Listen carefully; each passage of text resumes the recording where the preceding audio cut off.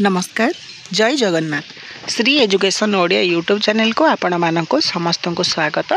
तेबे आजिर वीडियो रे आमे व्याकरण अलंकार तथा छांद विभागर केतक गुरुत्वपूर्ण प्रश्न को आलोचना करिबा एवं तांको उत्तर सहित परिचित हबा। तेणुकरी भिडियोटी को प्रथम रु शेष जाए देखंतु एवं जेउ माने चैनल रे नुआ करी विजिट करचंती तो से माने चैनल को सब्सक्राइब करी पाखर थिबा बेल आइकन को ऑल ले सेट करि दे थांतु एही भलिया वीडियो मानकर नोटिफिकेशन टी को पाइबा पई। तेबे चलंतु आजिर वीडियो रो प्रथम प्रश्न आरंभ करिबा। पूर्वे गोटे शब्द जेतिकी परिमाण को बुझाउथिला ताहा वर्तमान अधिक परिमाण को बुझाइले तेबे से शब्द रे कौन होइछि बोली जानिबाकु हबो। जदि पूर्वरु गोटे शब्द जेतिकी परिमाणर अर्थ को बुझाउथिला एवं वर्तमान जदि ताहा अधिक परिमाणर अर्थ को बुझाउछि तेबे से शब्द रे आमको ग्रहण करिबाकु हबो कोन ना अर्थ संप्रसारण बा अर्थर विस्तार घटिछि। तेल शब्दर अर्थ रे कौन परिवर्तन घटिछि? तेल शब्दर अर्थ रे अर्थ विस्तार बा अर्थ संप्रसारण घटिछि। केमिति ना तेल कहिले आमे तिलरु जात तैल विशेष को बुझुथिले, वर्तमान तेल कहिले एथिरे हजार प्रकारर भिन्न भिन्न धरणर तेल बा तेल जातीय द्रव्य जिनस को आमे ग्रहण करूछंती। तापरे देखिबा परवर्ती प्रश्न। गोटे शब्द पूर्वे मौलिक अर्थ को परित्याग करी अन्य एक पृथक अर्थ को ग्रहण कले शब्दटी रे केउ परिवर्तन होइतिबा कथा जणा पड़े। गोटे शब्द जदि पूर्वर मौलिक अर्थ को छाड़ी देई अन्य एक अलग अर्थ को ग्रहण करी बसे तेबे सेही शब्द रे आमे अर्थादेश होइथिबार जो परिवर्तन को आमे लक्ष्य करि थांते, अर्थात गोटे अर्थर बा नूतन अर्थर आदेश होउची। तेबे परवर्ती प्रश्न। राग और बर शब्द रे केउ परिवर्तन घटिछि? राग और बर शब्द रे अर्थादेश होइछि, अर्थात राग कहिले आमे कोन क्रोध बोली जानती, किंतु राग कहिले मध्ये आमे एठारे कोन ना जो पाटी पोड़ीबा जिनिसटा को मध्ये अर्थटा को ग्रहण करती।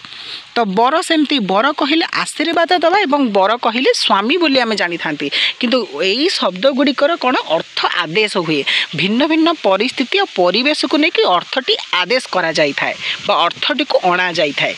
तो सेई अणा जीवार विषय को ग्रहण करी आमर अर्थादेश हेई थाए। तबे पिला माने आशा करबी अर्थ संप्रसारण अर्थ संकोचन तथा अर्थादेश विषय तुम कि जानी जाइथिबो। पूर्वे जो शब्द खराब अर्थ को बुझाउथुला ताहा जदि भल अर्थ को प्रकाश करे तेबे से शब्द रे केउ परिवर्तन घटिछि बोली आमे जानती। जदि आमे देखिबा पूर्वर गोटे शब्द गोटे अर्थ बुझाउथुला एवं परवर्ती मुहूर्त रे सेही शब्दर अर्थटी आहुरी भल को बुझाउछि तेबे सेठारे हुए अर्थ उन्नयन बा अर्थ उत्कर्ष, अर्थात अर्थटी जहाँ थिला ताहार प्रभावटी बा ताहार स्वरूप आहुरी उत्कर्ष होइछि, अर्थात आहुरी उन्नयन घटिछि बा ऊर्ध्व को जाइछि। तो सेठारे अर्थ उन्नयन बा अर्थ उत्कर्ष बोली परिवर्तन घटिछि धरिबाकू पड़िबो। अपरूप शब्द रे केउ परिवर्तन घटिछि? अपरूप शब्द रे अर्थ उन्नयन घटिछि। किपरि ना अपरूप कहिले आमे बुझंती पूर्वर रूप, किंतु ताधरे अर्थ उन्नयन एते मात्रा रे हैला जे अपरूप कले अत्यधिक सौंदर्य को आमे ग्रहण करंती। परवर्ती प्रश्न। पूर्वे भल अर्थ मात्र एबे खराब अर्थ रे व्यवहृत हेले से शब्द रे केउ परिवर्तन घटिछि जना जाई थाए। जदि पूर्वरे किछि भल अर्थ रहिथिला गोटे शब्दर किंतु परवर्ती मुहूर्त रे देखा गला कि सेठिरे कोनोसी परिवर्तन घटि गला बा खराब अर्थ हैला तेबे ताहाको कोन केउ परिवर्तन कहा गला तेबे सेही परिवर्तन को कहा गला अर्थ अवनमना, अर्थात अर्थ अवनमन अर्थात बा अर्थ अपकर्ष हैला अर्थोपकर्ष। नागर शब्द रे केउ परिवर्तन घटिछि? नागर शब्द रे कौन हेछि ना तमरा अर्थ अवनमन घटिछि बा अर्थर उत्कर्षता प्रतिफलित नहे अपकर्षता प्रतिफलित होइछि। नागर कहिला आगरो आमे बुझंती कोन ना नागर कहिला आमे कोनोसी रसिक को बुझी थांती कोनोसी युवक को बुझुथिले, किंतु वर्तमान नागर कहिले आमे आउ गोटे अर्थ रे ताकू ग्रहण करछन जोटा कि मंद अर्थ। तो ये मुझे अर्थटा मन पड़ूने नागर जो मैंने जानीच पिला मैंने दयाकोरी कमेंट बॉक्स रे कमेंट करदेव और से कमेंटा को पिन करदेवी। हस कांद भल मंद पाप पुण्य आदि क्यों पर्यायर शब्द? ए सब शब्द गुड़िक होचंदी जुग्म शब्द। कल कल ठक ठक सरसर आदि केउं शब्द ए सब गुड़िक जो शब्द रहिले यह हेउचंदी ध्वन्यात्मक शब्द अर्थात ये जो शब्द गुड़िक आम प्रतिटी ध्वनि आहरण करिसेंती। विशेष्य पद केते प्रकार कौन कौन विशेष्य पद होची 5 प्रकार यथा नामवाचक विशेष्य जातिवाचक विशेष्य वस्तुवाचक विशेष्य गुणवाचक विशेष्य क्रियावाचक विशेष्य। जो पद विशेष्य पदर गुण अवस्था संख्या परिमाण को बुझाए ताहाकू केउ पद कहती। जो पद विशेष्य पदर गुण अवस्था संख्या आदि परिमाण को बुझाई थाए ताहाकू आमे विशेषण बोली कहि थांती। परवर्ती प्रश्न नामवाचक विशेष्य पद बदल रे जो शब्द व्यवहृत हुए ताहाकू कौन कहुए।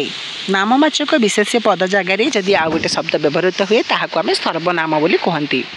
आपण केउ सर्वनाम आपण हेउची सम्मान सूचक बा सम्मानवाचक सर्वनाम। प्रत्येक अन्य केउ सर्वनाम प्रत्येक हेउची निर्णायक सर्वनाम। जो पदर कारक विभक्ति लिंग आदि भेदरे कौनसी परिवर्तन घटे नाही ताहाकू केउ पद कहा जाए ताहाकू अव्यय कहा जाए। ओ एवं आहुरी पुणी मध्य आदि केउ अव्यय एगुड़िक हेउची तमर संयोजक अव्यय। तथापि नतुबा किंतु मात्र आदि केउ अव्यय एही गुड़िक होउची बीजोजक अव्यय। बारंबार केउ अव्यय बारंबार होउची विपसार्थक अव्यय। हे आलो केउ अव्यय यह हेउची संबोधनमूलक अव्यय। सुतरां तेणु केउ अव्यय यह हेउची हेतुमूलक अव्यय।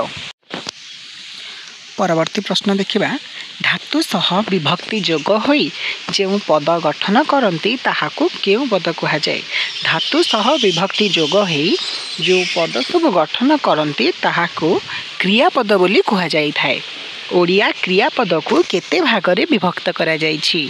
ओडिया क्रियापद को मुख्यतः 2 भागरे विभक्त करा जाइछि यथा समापिका क्रिया एवं असमापिका क्रिया। धातु बा शब्द पूर्वरु जो प्रत्यय जोग होई नूतन पद गठन करती से प्रत्यय को कौन कहा जाए से प्रत्यय को उपसर्ग बोली कहा जाई थाए। ओडिया रे संस्कृत गृहीत उपसर्गर संख्या केते। ओडिया रे संस्कृत गृहीत उपसर्ग मानकर संख्या हेउछि 20टी। तेबे पिला माने एही वीडियो रे आमे आलोचना कले केतक व्याकरणर प्रश्न एवं तार उत्तर। जदि वीडियोटी तुम पढ़ापढ़ी किसी साहाय्य सहयोग करि पारछि तेबे वीडियोटी के लाइक करदेव सांग मानक सहित जिते पारछ सेते शेयर मध्य करदेव एवं आम चैनल को जमार भी न भूली सब्सक्राइब करी रखिथिबो। तेबे देखाबो आ गोटे नुआ वीडियो रे नुआ नुआ प्रश्न मानक सहित। से पर्यंत मते विदाय दियंतु। रहिली। जय जगन्नाथ। वंदे उत्कल जननी।